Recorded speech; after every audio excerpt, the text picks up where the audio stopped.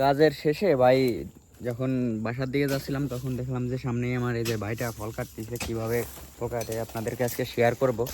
যে দেখেন যে পাম বাগানে যে ছোটো গাছে যে কীভাবে কাজ করা হয়, যে ফল কাটতেছে ভাইটা। যে দেখেন অনেক ফল কিন্তু বর্তমান আমাদের বাগানে পাওয়া যায়। দেখেন একটা গাছে কতগুলা ফল ভাই,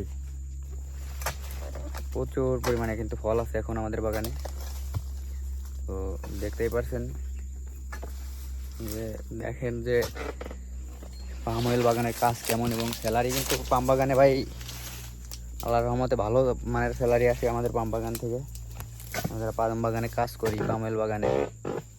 তো প্রতি মাসে এই কাজ করেই মনে করেন যে 4,000 3,500 টাকা 3,000 টাকা করে স্যালারি আসে প্রতি মাসে।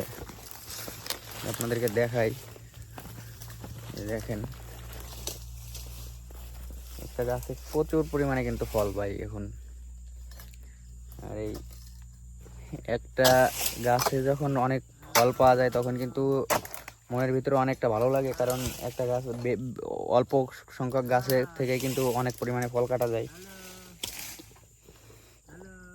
ফলের সাইজ কত ছোট ছোট গাছ, কিন্তু ফলগুলা কত বড় বড় দেখেন।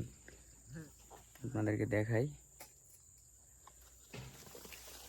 কিন্তু প্রচুর পরিমাণে ফল পাওয়া যাচ্ছে একটা গাছে। দেখেন এই গাছটাই দেখেন, কিছু না হলেও ভাই 8 থেকে 10টা তারও বেশি হবো ফল আছে। দেখেন এই গাছে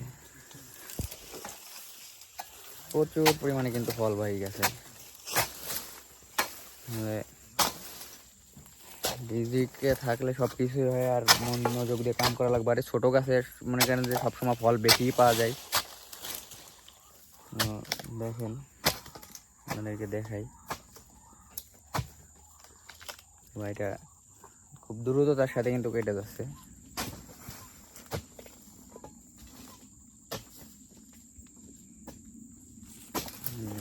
দেখাই